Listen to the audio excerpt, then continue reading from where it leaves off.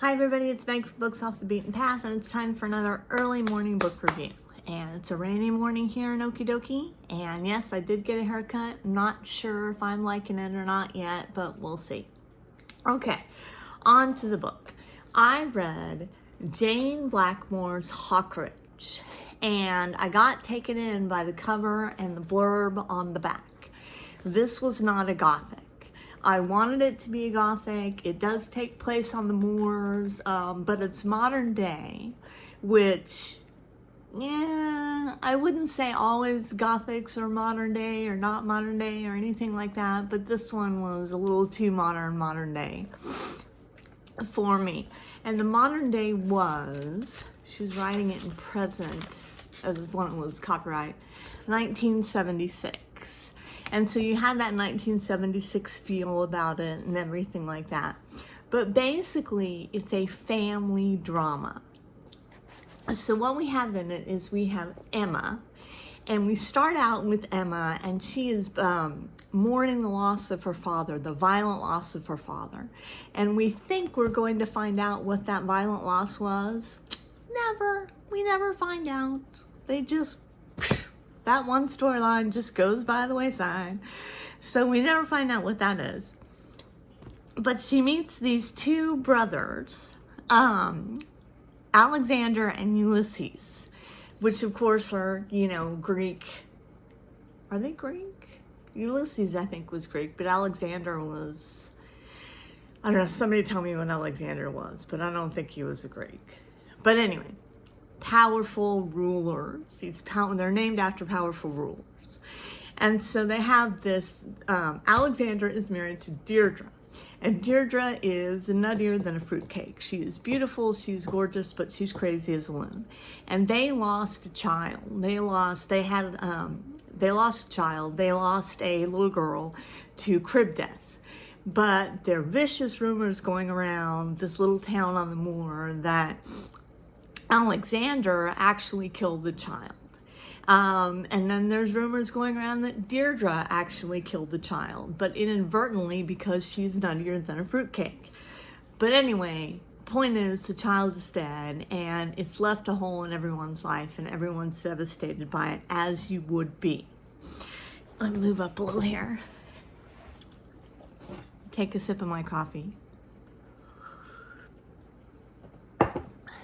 Okay, so Ulysses is the bad one, and he's kind of termed as the bad one from the beginning. The maid, the governess or whatever, who's living in Hawkridge. Now, one of the things that Gothics use is they use place as character. They did have a house in here called Hawkridge, which is on the title, but that was where Alexander and Ulysses lived. But it didn't really have much character. It was just a house. It wasn't creepy. It was very modern decorated and everything like that, but it wasn't creepy or anything like that. So anyway, Ulysses is the bad one, and we know that he's the bad one, and he is always fighting with Alexander. And there's this little boy, and the little boy's name is Jason. And Jason gets like 5 minutes. And the deal with Jason is who is actually Jason's father. Now remember, Alexander's married to Deirdre, but Ulysses claims that Jason is his son because he slept with Deirdre. And Ulysses and Deirdre make this weird suicide pact, and she wants to kill herself. And then there's Emma running around and getting in everyone's way. She doesn't do a damn thing for the story. Our heroine doesn't solve anything. She doesn't write anything. Write as in R-I-G-H-T. She doesn't do anything for the story. It's like Indiana Jones. You could have had the whole first Indiana Jones movie without the main character and still get to the same end.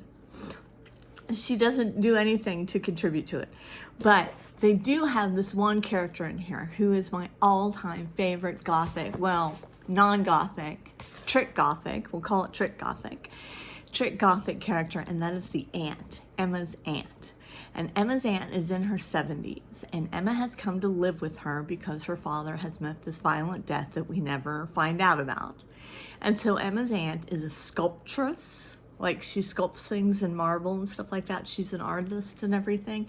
And she tells Emma flat out, I mean, she's very nice to Emma and she's very kind to her and everything like that. But they have this argument about the boys of Hawkridge. And the aunt is like, you need to stay away from them. They're bad news. You just need to stay away from them. And during this argument, the aunt spins around and was like, you know what? I was doing just fine until you came along. She was like, I was happy, I had my work, I don't need a caregiver, I don't need someone to help me out. You are the interloper here, you are the intruder, and I want you to know that I had this very happy, independent life without you coming and telling me that, oh, the Hawkridge boys were so nice and everything like that, blah, blah, blah. So, I loved the aunt. I thought she was one of the best characters I've read in forever. But I gave her 3 stars. It tricked me. It's more of a family drama than a gothic. I mean, I gave it 3 stars because I kept turning the pages. I did want to know what had happened. But the ending was by far one of the most confusing endings because you think that one person is doing it and then you can't believe it because that one person is admitting to it, and the next thing we know, she's going out with that person, and it's just, it wasn't written well. It was cobbled together as if she was like, okay, now I'm stuck. What do I need to do? And we all know how that happens with authors. So the next thing that I'm reading is The Wall by Mary Roberts Reinhardt. I should have picked it up, but it's in the other room. And I gotta tell you about this just really fast. So I dream a lot. When I go to sleep, I dream a lot. But I dreamed this morning, and I dreamed, and it was colorful, and it was vibrant, and I could feel myself floating, and I think I had one of those otherworldly experiences.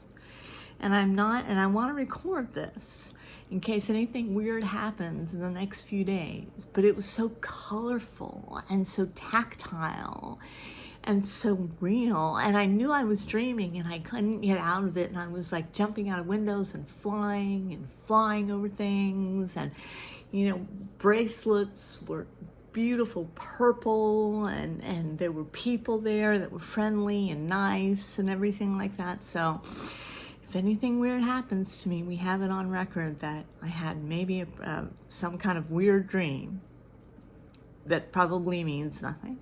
Anyway, I'm so glad I have all these subscribers that have stuck with me, that have seen me through the tough times, and the new subscribers coming on. So give me a like, hit subscribe, and I will check you later.